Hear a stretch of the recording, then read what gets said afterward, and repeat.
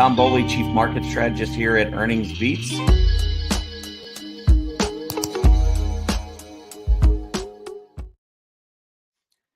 Hey, good morning, everybody, and welcome to this Wednesday, November 29th, 2023 edition of Trading Places Live. I'm Tom Bowley, Chief Market Strategist here at EarningsBeats, and I'll be your host for the next 30 minutes as we prepare for the next market open. Pretty strong day yesterday. We'll get into all that in just a minute. Do want to mention a couple things. We do still have our fall special going. That goes till Sunday midnight this week, so we still have a few more days. But if you are interested, please go over to EarningsBeats. I'll show you a link a little bit later. But this is the best deal of the year. So if you enjoy the shows and if you feel like we can give you some help over the next year, I think our guidance, research, and education is second to none. Please make sure you head over to EarningsBeats and sign up for our special. That'll get you the best deal. Also wanted to just briefly mention that at 10 a.m. this morning, we will have our live trading room again. We've been doing this on Wednesdays at 10 a.m. For those who want to come in, I just walk them through a lot of the things that I look at, kind of my routine.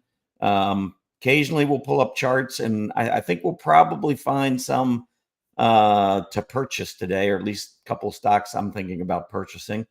So we'll be going over some of that. You might want to check that out. It's very, very popular feature with our EarningsBeats members. I do try to sprinkle in a lot of education with that event, just like I do with all of these shows and articles and everything else I do. So it's not just trading. It's not just looking at, hundreds of charts. In fact, some weeks we spend a lot of time talking more about education, patience, discipline, allowing some of these stocks to come to you. Anyway, if you want some help with your trading, sign up for a 30-day trial. You can consider our fall special over the next few days. And you can also join me at 10 a.m. for the live trading room. We'd love to have you. All right, let's take a look at what happened yesterday, because right now I'm just seeing some consolidation, which shouldn't be a bad thing. I mean, we've been moving higher, which I think is really important to continue this uptrend that we've had throughout the month of November.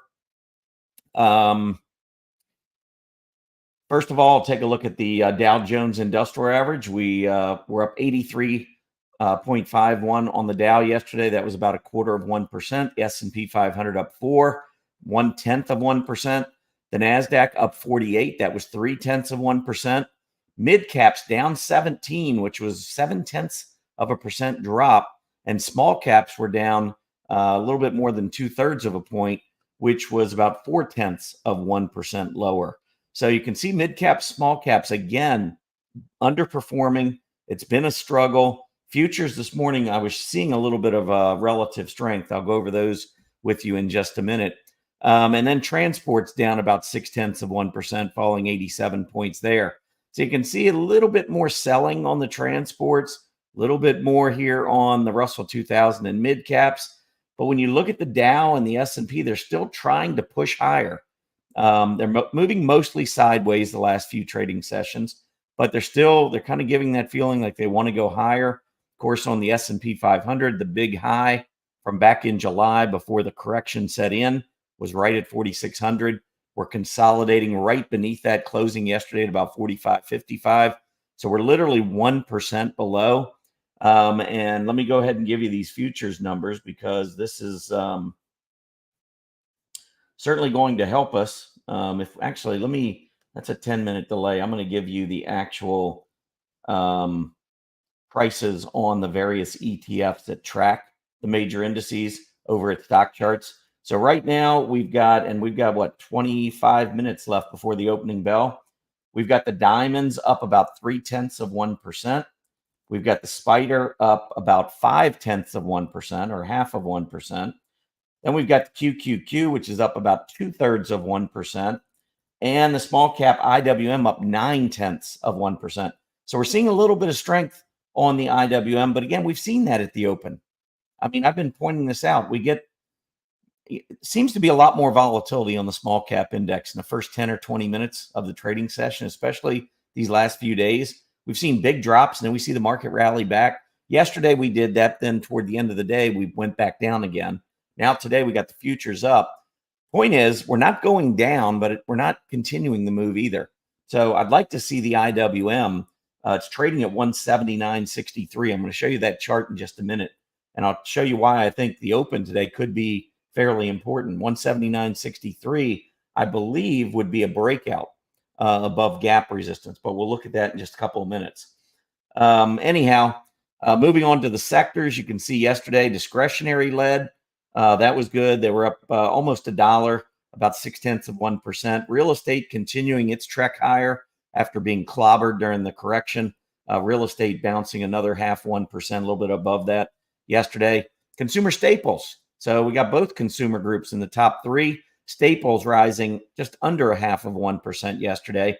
And then looking at individual groups, industry groups, first, got to talk about gold. This is a gold mining chart right here. Jumped 5.6% yesterday and got a lot of people, a lot of gold bugs are, popping out again saying, hey, jump into gold. We're back through 2,000 per ounce. This is the time to get in. I'm going to stress, and I'm going to say what I've been saying for many years. Look at relative strength. Don't look at absolute strength. Yes, I think gold could go higher, but do I think it's going to outperform the S&P 500? No. So if your goal is to underperform the S&P 500, gold is a great choice because it's been underperforming for many years. If you're actually looking to outperform, I think you want to be careful with gold. Yes, gold outperformed yesterday, had a big day, but that has not been the overall long-term tendency. And so we're seeing gold moving up, but at the same time, I don't think it moves up going forward as fast as the S&P 500 will. That's my take on it. Actually, if we get some time, I'll try to maybe take a look at that chart and the relative performance of gold versus the S&P 500 so you can kind of see it visually. Autos had a big day yesterday. Tesla up nice, clearing a key level that I've provided members a couple times in the last few days. I like Tesla. I own Tesla, full disclosure. But I really like the move that Tesla made yesterday, and autos not only moving above the 50-day. Notice, though, it's holding that 20-day on the pullback, and now it's breaking to a new high. That is the sign of an uptrending area of the market. Anytime you break above the moving averages from down below, the first thing I look at is when we go back and test that moving average, especially the rising 20-day moving average, do we hold it? If we move back down below, then we still have a trendless market. If we hold it and can move back up and break out, it's a feather in the bull's cap. It starts to look a little bit more or a lot more like an uptrend. And that's what the auto group looks like to me right now. On the flip side, group not doing well yesterday, industrial suppliers. That's the DJUSDS over at stock charts, down 2.25%. But down isn't always a bad thing. And I wanted to bring this chart up because you can see all these tops that came in around 640. And then just recently we broke above and the industrial suppliers broke out, taking out some key highs from the correction. And now what did we do? We went back down to 639, essentially testing that price support level and the rising 20-day moving average. If you're fairly new to technical analysis, anytime, this is like technical analysis 101. Anytime you see a price that has been rebuffed by the bears on more than one occasion, and you can see that at this 540 level, or excuse me, 640 level, right here, we get up 640 and then sellers kick in.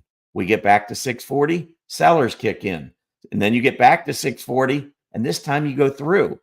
So this is where you would see a lot of sellers line up. It's technically important when you break through those levels. So broken resistance becomes support. That's basically TA 101, or broken support becomes resistance. So until proven otherwise, this pullback to me is buyable. Now, if we see another down day and we go back below the 20-day, we got a different story. But this pullback could be presenting some nice opportunities in that area within the industrial sector. Okay, let's look at the 10-year Treasury yield. And let's get an update there. We had the GDP out today. Well, it was the second estimate. And this is the second estimate of Q3 GDP. Remember, last quarter we came out, it was a big number, 4.9%. Most folks, I think, were looking for that, with the second estimate, maybe trim it back a little bit.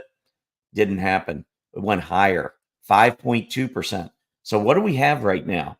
We have an economy that has strengthened while the Fed was raising rates and inflation's come down. Higher growth and lower inflation. Sorry, bears, that is nirvana for US stocks. So we're getting good news on the economy while at the same time getting good news on inflation. Now, I did not see, my source did not show, let me get an update and see if it's, I'm still not seeing the personal consumption expenditure, the annual rate that comes out with the GDP. I don't know if anyone has seen that. Maybe you can type it in. The expectation was 4%, and the prior month was 4%. I saw a number that was 3.6%, but I don't know if it's the same number. But if anyone has seen that yet this morning, please post it. I didn't have a chance to look any further before the show started, but if you post it in the comments, I will check that out in just a bit. All right, let's talk. Well, first, look at the 10-year Treasury yield, by the way. Stronger, normally when you see a stronger GDP, you would think rates would go up. Instead, we got the stronger GDP and rates are going down. That is telling me that the number that came in for the PCE was probably lower than expected. Maybe that 3.6% level that I saw briefly, maybe that was the number and came in below the 4%. But I've been talking about inflation going down for a while. We don't really need to dwell on this. But what we see right now is still a very resilient economy with falling inflation. That makes it a lot easier on the Fed. And when I say a lot easier, they can start cutting rates. Now, they probably won't for a while. Their next move is expected to be a cut in June. I've got my own thoughts, and I'm going to share them at Market Vision 2024. So I'm not going to let the cat out of the bag just yet. But right now, there's no doubt, there's no disputing that we are in a downtrend on the 10-year Treasury yield. In my opinion, there's no disputing that we had a head and shoulder top. Right shoulder failed at the 20-day moving average. Big red candle where the yield dropped below 455 all the way down to 445. And we have not really seen much strength since then as we continue to see lower yields. Good for mortgage rates, good for home builders. These are some of the things that, from a cyclical standpoint are going to benefit if rates continue to drop. That measurement, I've talked about it before, but the measurement on the head and shoulder pattern takes us to 410. We certainly seem to be on our way there. So continue to watch that 10-year Treasury yield. S&P 500. Here's the consolidation I've been talking about. So this is the last 4 or 5 days now.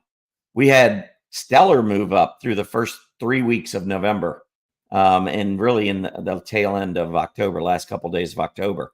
Big move up, but we're getting to some big levels. 4,600 is the big one on the chart until we get to the all-time high.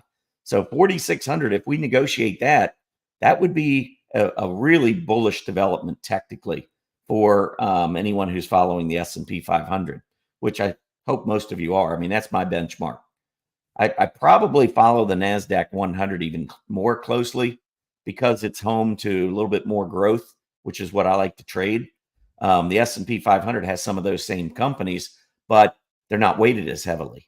So the growth factor in the S&P is not as strong as the growth factor in the NASDAQ 100. But regardless, you can see going sideways here for now. The 10-year Treasury yield, NASDAQ 100, same thing. Moving higher throughout the first 3 weeks of November, now moving sideways. I will say growth stocks tend to take a little bit of a break in December. Now, that doesn't mean I expect a huge sell-off. I just don't know if they continue to push higher and lead the market. I'm kind of open for whatever happens. I'm not going in with a predetermined idea of what leads in December. I do think that overall we're going to go higher. I think the first half of December can be a little touch and go. I think we're good until about the 5th or 6th of December. And then from there until the 15th, historically, that can be a period where we see a little shift. So don't be surprised if we do take a little bit of a hit, maybe get a 20-day test at some point over the next few weeks. But I wouldn't bet against this market. In other words, I wouldn't be shorting it looking for that pullback. I would stay long. And just if we pull back, that's just part of being long. You're not going to be right every day. So I'm certainly focused much, much more on the long side. I don't short when I believe we're in a secular bull market advance, which I've been saying all of 2023. So I completely stay away from shorting. I look for my opportunities on the long side where I believe we're going to have better opportunities, better chances, and more likely winners. But we are going sideways on the NASDAQ 100 right now. Just wanted to point that out. Moving on to the IWM. So this is the Russell 2000. I talked about that gap that I was looking at earlier. It was at 179.02. That's where we had moved down. We gapped down on September 21st. This was in the midst of that correction. Notice we went back up, got up to about 179, couldn't get through that gap resistance, went down to lower lows, came back up, hit the 20-day moving average, couldn't get through, back to lower lows. And then the bullishness kicked in at the end of October. We saw a couple big moves at the end of October, early November, pulled back just below the 20-day moving average. Big gap up. That was with the inflation news that came out on November 14th. That was the CPI for October. And went up to almost 182 on the IWM the next day. But notice where the closes were. Closed here, 178.46. Closed here, 178.77. Here we did get up 179.33, just barely getting through that 179.02 gap resistance. Then over here, 179.33 again. Today, as I mentioned, let me give you that number. Right now, pre-market 179.56. Now, this is just the open, but it would be higher than these last two closes. So if we open at 179.56, it would give us our highest candle body since that gap down. If we follow through to the upside, it would be very bullish because I recently sent out, let me see if I can come up with this. I think I can come up with it pretty quickly. I want to tell you the historical nature of what the Russell 2000 does here over the next week or so, because it's pretty impressive. Yeah, here it is. Let me give you these numbers. So we're seeing, we've been seeing more sideways action, but we're battling. We're trying, instead of gapping up like we did back in early November and then selling off, this time we're gapping up, and I'm seeing like an ascending triangle or a bull flag, both bullish patterns. If we can break out of either one of them, that's what I'm looking for. But let me read you the historical pattern on the Russell 2000 since 1987. So we're going back about 35 years.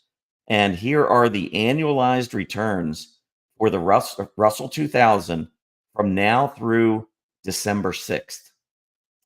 And what we've already seen. So it started with November 23rd, which is like somewhere right in here. Anyway, the 23rd, and when I'm pointing like to the last 4 trading sessions. November 23rd, here are your annualized returns by day for the 2 weeks, roughly, beginning November 23rd. 63.1% on the 23rd, 255% on the 24th, 79% on the 25th, 23% on the 26th, 29% on the 27th, 72% on the 28th, 38% on the 29th, 44% on the 30th. Then we take a break on the first, minus 39%. The second, plus 122%. The third, down again, 26%. Fourth, up 23%. Fifth, up 157%. Sixth, up 52%. That period from November 23rd to December 6th has an annualized percentage or an annualized rate of 61.04%. That's the annualized return of the November 23rd to December 6th period going back 35 years. So we already know we are in a very, very bullish historical period on the IWM. I haven't gone back to look, but I'm just based on this, I would probably argue it's the strongest period for small caps of the year. I'd have to go back and maybe look at it, but for it to go on that long and to be that significant, I doubt that there's another period during the year that's stronger on the small caps. So when I see us gap up, heading into this period and actually trending above the moving averages, we're above the 20, which is above the 50. This is really bullish. This is a bullish setup, technically. Bull flag, ascending triangle, whatever you want to call it. And now this morning, we're seeing 179.52 up $1.48. So we're going to open just under potentially the 180 level. Maybe we get one more push. We have 10 minutes left. Maybe we get up close to that 180. But if you see the IWM trading in the 180s, just remember this conversation, because the small caps do like this period of the year for whatever reason. Transports pulling back. Talked about a possible reverse head and shoulder pattern. So we pulled back to these moving averages, bounced off of it yesterday. We talked about that possibility. That would be like a symmetrical reverse head and shoulder that's pretty easy for most traders to see. If transports go back up now and break above 15.2, that would be a measurement of roughly 1,700 points from the top of this neckline down to the bottom of the head. So if you break out above 15.2, that takes you to 16.9, which, by the way, would be above the July high and probably pretty close. Let's see, 16.9. No, we got up to 18,000 back in 2021. So certainly moving more and more toward that level. And look at the long-term chart here on transports. I know we get so caught up in every downtrend that happens, the correction, the pandemic. What I've been saying all along, this is a secular bull market. We continue to trend higher, and I see transports going up and breaking out eventually, probably in, I'm going to say maybe first quarter of 2024. That's when I'm expecting. We'll see. Volatility index, just want to point out again, there was a crazy move early in the session or during the session yesterday. I don't think VIX ever got up to 14. I don't know what happened here. But that was just some kind of an error in reporting, I believe. Looks like the high was right up around 13. Toward the end of the day, we went right back down, close, not too far from that 1246 low that we saw back on the close on Friday on the holiday abbreviated session. So the VIX continues to remain low. The article I wrote over the weekend, I've talked about the VIX to members quite a bit. When you get a VIX at this level, that is saying a lot of bullish things about what we should expect from the stock market going forward. Now, hey, sometimes you go from a VIX in the teens or below the teens. Eventually, you got to mark a low at some point and go higher. But if you're just looking currently in the short term at the VIX, when it is at this level, you want to be long the market, not short. History proves me out on that. You want to be long, not short. All right, moving on, chart of the day. First, the fall special. So I just wanted to point out, if you go over to our homepage at EarningsBeats.com, you can start a 30-day trial. And starting that 30-day trial right now would give you a leg up on the fall special, because the fall special ends on Sunday. So if you start your 30-day trial, come in, give us a shot. You got 4 or 5 days to see everything that we put together, all the information we provide our members, the guidance, the education, the research. And if you like what you're seeing, you can then sign up using our fall special, get the best deal of the year. And the fall special would begin after your 30-day trial. So even if you commit on your first day, you start your trial and you're like, wow, I like this, I'm going to sign up for the fall special, you still get the rest of your 30-day trial. The fall special will be tacked on to it. So don't worry about losing trial. Take advantage of that fall special. What is the fall special? Sign up for a year, you'll get 2 free months. Sign up for 2 years, you'll get 6 free months. You sign up for 3 years, we'll give you a year free. So 4 years for the price of 3. That brings your monthly cost way, way, way down below what the normal monthly cost is. Normal is $147 a month. You commit to us and we commit to you. It's the way it works at EarningsBeats. So be sure you check that out. Also, it is chart of the day time. So I would like to also go back over here. And if you want to just sign up for our free newsletter, no credit card required, comes out 3 times a week, actually 4 times this week. We gave you a bonus yesterday because I woke up and I thought it was Wednesday. So I did an EarningsBeats digest and we sent it out. And then later in the day, Erin, my daughter, contacted me and said, it's Tuesday. And I was like, oh, yes, it is Tuesday. Anyway, got a free one yesterday. But sign up, name and email address is all that takes. Hit the subscribe button. And it's a highly educational newsletter. That's what we try to make it. It's 2 paragraphs in a chart when it comes out. So you can probably read all 3 of them during the week in a total of about 5 or 6 minutes. Anyway, we do that, give back to the community, try and teach about technical analysis the way we look at it. I think it's a great way to better your own trading habits. All right. So the chart that I put in today was ADT, and this is only a $5.78 stock. And if you know me, you know I don't deal too much with $5 stocks. It's still a $5 billion company, though. One thing a lot of folks that are new to stock market, they think a company's size is based on its price. That is not true. A stock like this stock can have a lot of outstanding shares. If the value of the company is the price of the stock times the number of shares that are outstanding. So if you have a $5 stock and there are 1 million shares outstanding, then it's a $5 million company. But if you have a $5 stock and there are 1 billion shares outstanding, it's a $5 billion company. And that's what we have with ADT. They have 1 billion shares outstanding because they are over a $5 billion company. So ADT is still small. It's still a small cap, in my opinion, or maybe it's a small mid cap. But it's going to be a little bit more volatile, probably a little more risky than a lot of stocks that are out there. But what I like, I've been working on the raised guidance, and this is one that will be on the raised guidance chart list that we do for our members, and should be out later today. I know this one has been really delayed just because my schedule has been absolutely crazy. But what I look for, and I'm going to annotate this for you because I want to show you how important this level is where the hammer printed yesterday. So ADT on November 2nd reported earnings and also raised guidance. And look at the candle that came on top of that. We had a gap up where the stock opened at, and I'll come back out of here now. We had a open after that of 571 and we traded to 650.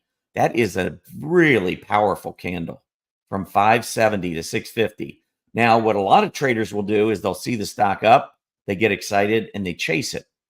And then a month later, they buy it at 650 and it's back down to 580 and they're down more than 10% and they're frustrated and they think it's the worst stock ever and they get out and they take their loss and they move on. Well, an astute technician knows that the buying began right here and there was a lot of demand. And guess what? We're right back at that level again. Now, is this a guarantee that the stock goes higher? Of course not. Can't offer any guarantees. Nobody can. Stock could go back down. The stock could head to zero. I don't know what it's going to do for sure. But what I can tell you is that if I was going to buy it, I think the reward to risk is the best right now that it's been in the last 3 or 4 weeks. We're sitting right at a level where all the buyers jumped in. Look at the volume here. That's an important component of this. Volume that day was 6 million shares. When we went down yesterday and tested the level, we did it on 1.7 million shares. Much, much lighter volume.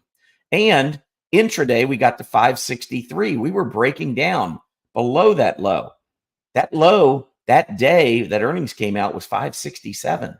So what do you think happened when it got below 567? Probably a lot of stops were being triggered. So a lot of folks probably got in at 650, said, well, if we go below that low on the day we gapped up, I'm getting out. Well, that's how market makers accumulate their inventory. And so we got the reversal off of it. I think this is a prime candidate to move higher, possibly quickly higher. Again, no guarantees, and it is a $5 stock. Everybody has to be responsible for whatever trades they make. But this is one that I saw after the close yesterday. I was working late last night on the raised guides chart list trying to get it finalized. But this is one that I may actually market just opened. So let's go ahead and take a look at what's going on in the market first. We've got the NASDAQ up 0.6%, small caps 0.8%. So we are getting some nice action on those two areas. VIX back down a little bit again. S&P up 20, 45.75, getting closer to 4,600. We'll see if this is just more of the same, where we gap up and then sell off during the day and just kind of stay in this sideways consolidation, or is this something a little bit more? Let's take a look at that IWM, and then I'll see what that ADT is doing. But IWM right now is above 180. It opened 179.55. So it opened above that 179.03 or 179.33 and 179.02, which was that gap resistance, opening at 179.55 and taking off. And if we look at the hourly chart, you can see that we're probably heading up to challenge this area. And if we get through that, 190 is next. So 181, 182, going to be kind of an interesting area of resistance for the IWM. But remember, if we break out, we're in a very, very sweet spot historically for small cap stocks right now. And they seem to be taking advantage of it currently. All right, coming up in 30 minutes, we're going to do the live trading room right here. Please be sure to like our video if you're watching this, the recording later, whatever, and subscribe to our channel. Even if you're not a member of EarningsBeats or can't afford it, or for whatever reason don't want to become a member, you can still help us by hitting the like button when you watch our videos and also by subscribing. We really would appreciate it. Have a great day, everybody. Happy trading.